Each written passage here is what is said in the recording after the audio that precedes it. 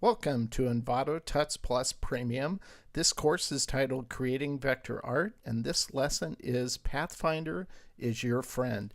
Now, one functionality within Adobe Illustrator that I utilize every day, all the time, is the ability to take shapes and punch them out or intersect them using a tool called Pathfinder. Pathfinder, you can think of it as kind of the cookie cutter for vector shapes. And like a cookie cutter, you use them to punch out certain shapes or to cut out certain pieces of shapes in order to get what you need. And this is essentially how it works in Adobe Illustrator, and that's what this video will cover. One aspect of building vector shapes that just makes it incredibly easy to create content is utilizing the Pathfinder palette. That's this one right here. And the three main modes we're going to focus on in the Pathfinder palette is the Unite feature, the minus front feature, punch is what I refer to it, and the intersect. These are the three kind of cookie cutter functionalities that'll make building a lot easier. So if we look at our illustration now, in the previous video we covered shape building. Well, once again we're utilizing shape building again to build the chin of the figure here. I also like, when I create illustration, I like capitalizing on continuity of shape within an illustration. So this chin kind of sweeps around here, but it'll also work well to align for the tongue. So I'm going to make a clone of that shape to use on the tongue. But we're going to just create the chin shape here using Pathfinder, unite them, creates one new shape, and we're just going to lop that off right about, I think we'll do it right about there. And when we colorize everything, it'll make sense why we're making this an independent shape now. It'll just allow us to shade it in such a way that it brings some dimensionality to the overall illustration. So that's all we're gonna do here. Is we're just going to be creating this mouth content, and it's going to utilize the Pathfinder tool to pull it off and to just make it easier. So we have the base shape. I've created some of the foundational shapes I'll use to shade and color on the face, such as this inner part of the front of the mouth. We'll clone that, select the mouth shape, and intersect it to get what we need. Now we're going to create the lips.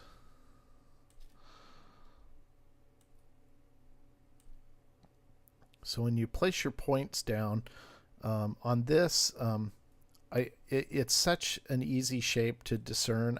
I'm not even needing to use any of the plugins. I can just click and pull my Bezier handles out to create what I need.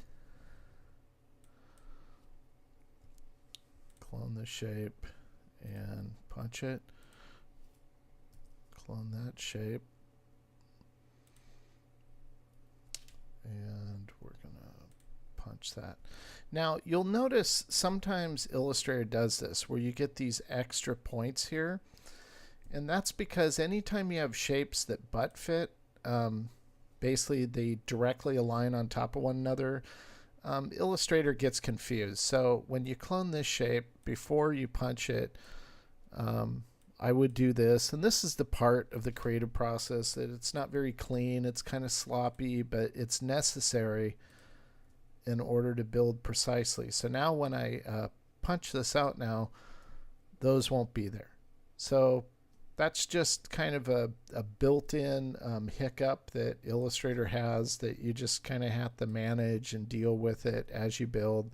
And when you see it happen, just do a Command Z and just kind of do preventative measures to assure it won't happen. So once again, to kind of demonstrate that, if we select this background shape, select the bottom lip, we're going to inset it to get the shape. Now we're going to select the inside of the mouth, clone that. Now before we punch it with this bottom lip shape, we're just going to pull these out so we avoid that problem with the extra points being created. Select the bottom lip and then punch it to get the final shape we want. So we're almost there. Now in terms of this tongue, we're just going to clone this shape. I'm going to bring it over to create that. Clone it again.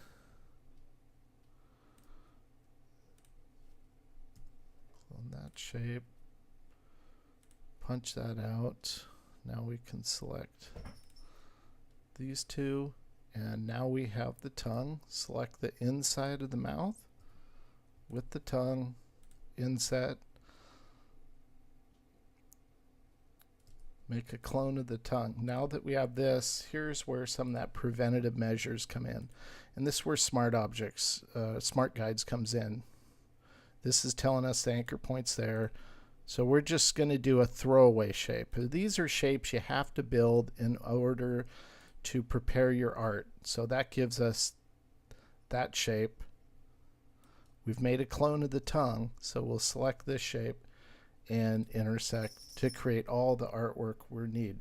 That's how the Pathfinder tool works with creating your artwork. We're just creating the innermost area of the mouth, and we can just do that easily with the ellipse tool. Clone the shape of the mouth and inset it.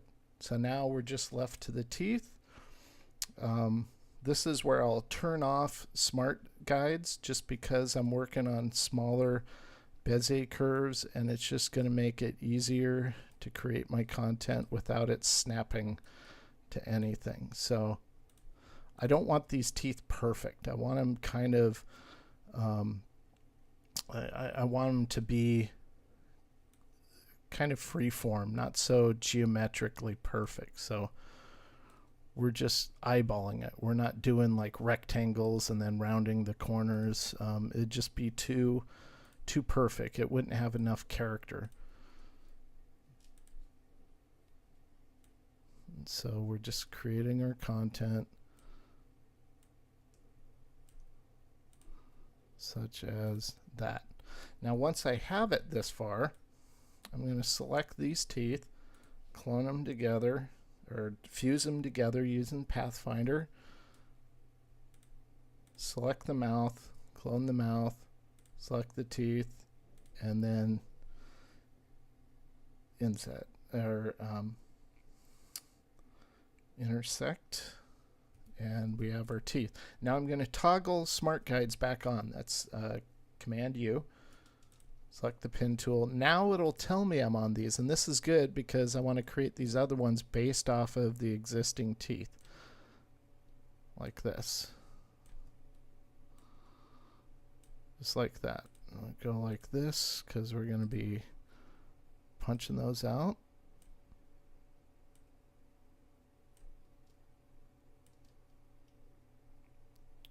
So you can see I'm creating the teeth.